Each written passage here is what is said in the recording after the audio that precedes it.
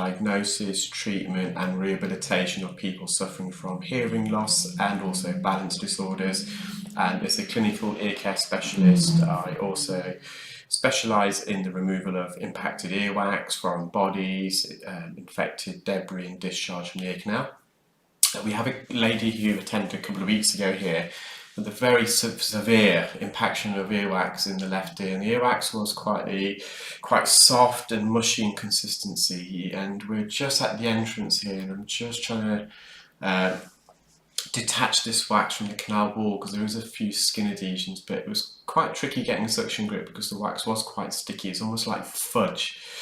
So I just thought, let's just go in with the ear hook at the top, glide in. There's a bit of an opening there just in behind, and see if I can pry some of this wax out. And the ear hook did remove a big chunk, but it also sliced some of this soft wax. So I then went in a moment with a Jobson horn, I believe. So you can see we can really dissected this wax, so a bit deeper in the ear. Bit of a gap just at the top. Because the wax is a bit softer, we can sometimes use these instruments deeper in the ear, because if the wax was hard and we're trying to insert an ear hook or Jobson horn deep into the ear, you're going to make contact with the canal wall, the bony part, which is the inner 2/3, which is very sensitive. But when the wax is soft, you can obviously glide in and compress some of this soft wax down, so you don't have to make contact with the canal wall. So we're just using a Jobson horn here. Sometimes they're called an ear correct or an ear spoon. And I've just took a large piece of wax there, but it's quite sticky and it's stuck to the base of the ear canal. So let's just remove this tailing piece of soft wax that's almost hanging out of the ear.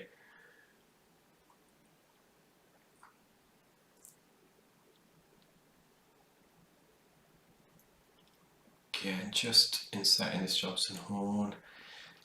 It was slightly a tedious procedure because the wax was, as I said, soft, and in a way you hope when you use these instruments you get into the wax and you extract it in one big piece, but it wasn't the case. So we're just doing layer by layer of earwax, and I decided just to put some drops in there to change the consistency, because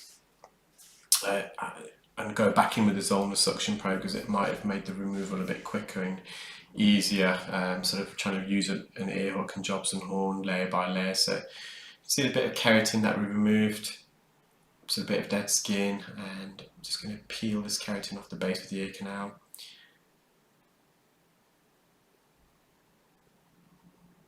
And in everyone's ears there's a bit of a blind spot, so as you enter the ear canal to the rear, there's a bit of a hideaway there where you can get build-up of wax, and it's important to try and remove any wax from that blind spot, because quite often there's a bit of keratin dead skin and you can remove it from that blind spot. So when we enter the ear canal, it's to the rear, so to the back part of the ear canal on both sides.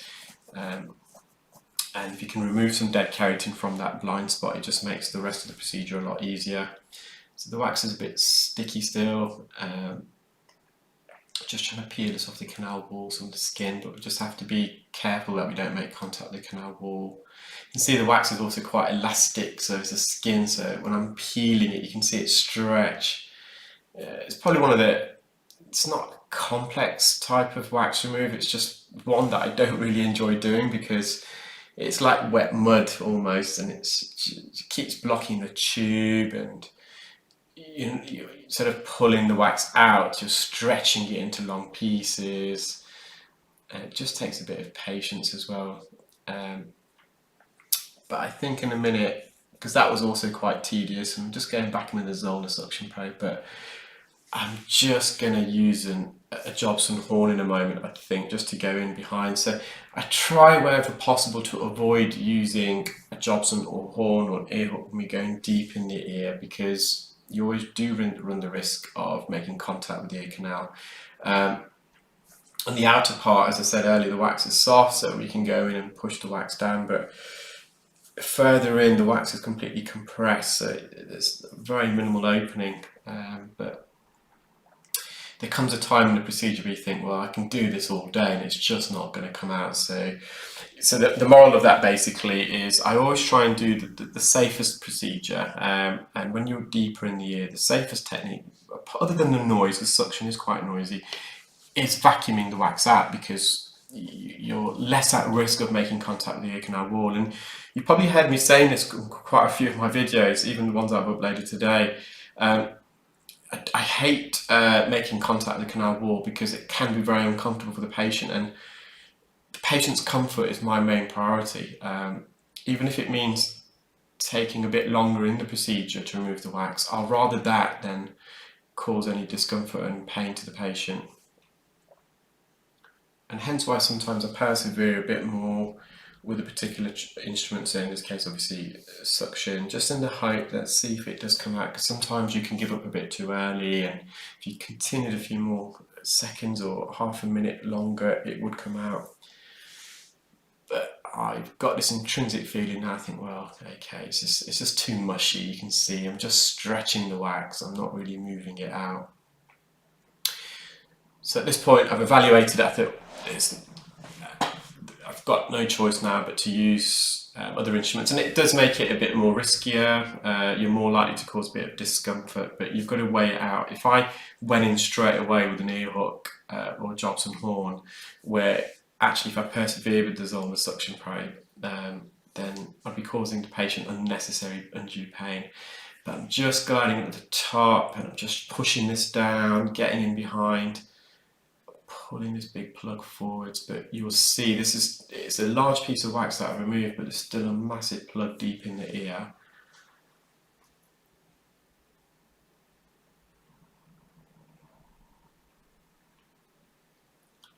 This is a bit more challenging to use, the instruments, because you do get a bend in the ear canal, a second bend, and the ear canal does also narrow the isthmus, which is a narrowing of the ear canal about 1 centimetre away from the eardrum.